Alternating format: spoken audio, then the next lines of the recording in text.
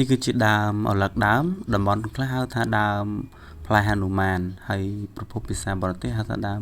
Crescentia Cujete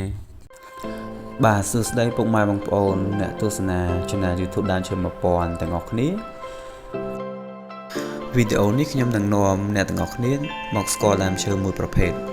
តោះយើងទៅទស្សនាទាំងអស់គ្នាប៉ុន្តែមុនពេលដែលចូលទៅទស្សនាលម្អិតពីរុក្ខជាតិនេះខ្ញុំសង្ឃឹមថាបងប្អូនទាំងអស់គ្នានឹងជួយ Subscribe និង Like Channel របស់ខ្ញុំមួយផងដើម្បីជាការលើកទឹកចិត្តនិងកម្លាំងចិត្តសម្រាប់ធ្វើវីដេអូបន្តទៀតនេះគឺជាដើមឪឡឹកដើមតំបន់ខ្លះហៅថាដើមផ្លែហនុមានតំបន់ខ្លះទៀតហៅថាដើមដង្ហើមហើយប្រភពភាសាប្រទេសហ្នឹងហៅថាដើម Crescentia Cujete ហើយឈ្មោះជាភាសាអង់គ្លេសហ្នឹងហៅថាដើម Calabash Tree ហើយឈ្មោះភាសាបារាំងហៅថា Calabacia ដើមនេះគឺជាប្រភេទដើមឈើកម្រមួយដើមដែរបងប្អូនហើយវាមានឈ្មោះច្រើនទៅតាមប្រទេសនីមួយៗដោយសារតែដើមឈើមួយដែលមានអត្ថប្រយោជន៍មួយប្រភេទដែរហើយក៏ជាប្រភេទដើមឈើកម្រដែរគេដាំវាហ្នឹងនៅតាម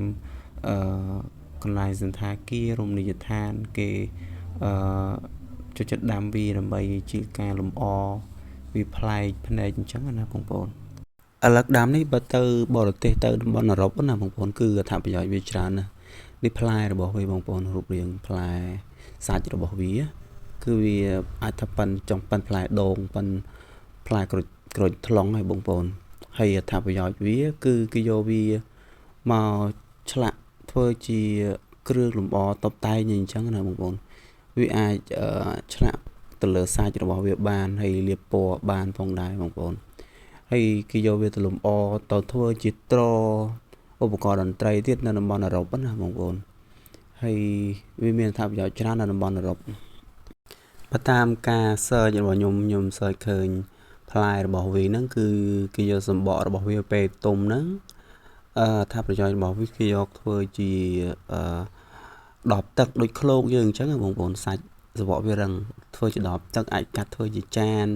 ជាឧបករណ៍ដងទឹកដូចត្រឡោកយើងបានដែរបងប្អូនយកវាទៅធ្វើឲ្យស្ងួតហាលទៅយកទៅឆ្លាក់វាធ្វើចានយើងហ្នឹងក៏បានធ្វើជាដបទឹកធ្វើជាត្រឡោកដងទឹកវាមានអត្ថប្រយោជន៍ច្រើននិយាយទៅនៅតំបន់អឺរ៉ុបគឺជាដើមឈើមួយដែលមានឈ្មោះល្បីនៅតំបន់អឺរ៉ុបមួយចំនួនដែរប៉ុន្តែខ្មែរយើងហ្នឹងគឺអត់សូវយកវាមកប្រើប្រាស់ទេហើយមានភាគតិចដាំលោះភាគតិចខ្មែរយើងខ្ញុំសង្កេតឃើញគេយកវាមកធ្វើជាថ្នាំឱសថបុរាណកែរោគមួយចំនួនដែរហើយលឺថាស្លឹករបស់វាហ្នឹងគឺយើងអាចយកទៅស្លបានបងប្អូនហើយផ្លែរបស់វាហ្នឹងគឺញ៉ាំមិនកាត់ទេបងប្អូនសាច់របស់វានឹងពុលប៉ុន្តែបើយើងយកទៅ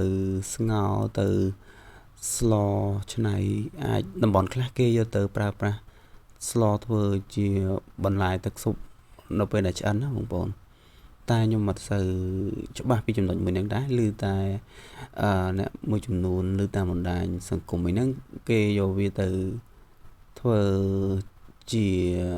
ស្លជាបន្លែបានអញ្ចឹងនេះគឺជាដើមឪឡឹកដើមឬក៏ដើមដង្ហើមឬក៏ដើមហនុមានដែលអាចហៅទៅតាមតំបន់នីមួយៗហើយភាសាបរទេសហ្នឹងត្រូវបានគេទទួលស្គាល់ថាជាដើមដែលគេមានឈ្មោះហៅថា Calabash ដែលហៅទូទៅនៅតំបន់អឺរ៉ុបដែលវាមានអត្ថប្រយោជន៍ច្រើននៅតំបន់អឺរ៉ុបតើយើងទៅពិពណ៌នាពីលក្ខណៈដើមនេះទាំងអស់គ្នាដើម Calabash គឺជាប្រភេទដើមឈើរាងធំមួយប្រភេទដែរដែលអាចមានកម្ពស់រហូតដល់10 ម៉ែត្របងប្អូនហើយដើមរបស់វាហ្នឹង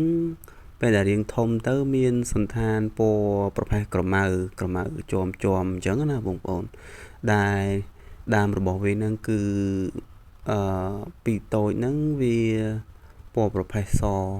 រលោងទេប៉ុន្តែនៅពេលដែលវាធំឡើងហ្នឹងគឺវាឡើងចេញជាក្រមៅហើយ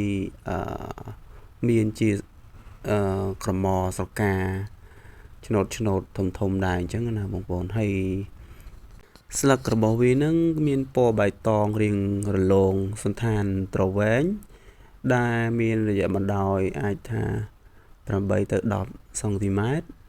មានរយៈទទឹងប្រហែលជា3ទៅ4សង់ទីម៉ែត្រដែលស្លឹករបស់វានឹងមានរូបរាងទ្រវែងអាចថាតូចគល់ធំចុងដែលស្លឹកនីមួយៗហ្នឹងគឺដុះចេញពីដើមតែម្ដងបងប្អូនវាអត់មានធាងទេវាដុះចេញពីមែកពីដើមជុំវិញដើមឆ្លាស់គ្នាហ្នឹងហើយផ្ការបស់វាហ្នឹងគឺវាផ្ការង្វិលទេបងប្អូនវាដុះចេញពីដើមតែម្ដងដែលផ្ការបស់វាហ្នឹងមានពណ៌សរាងពណ៌សាច់បន្តិចដែល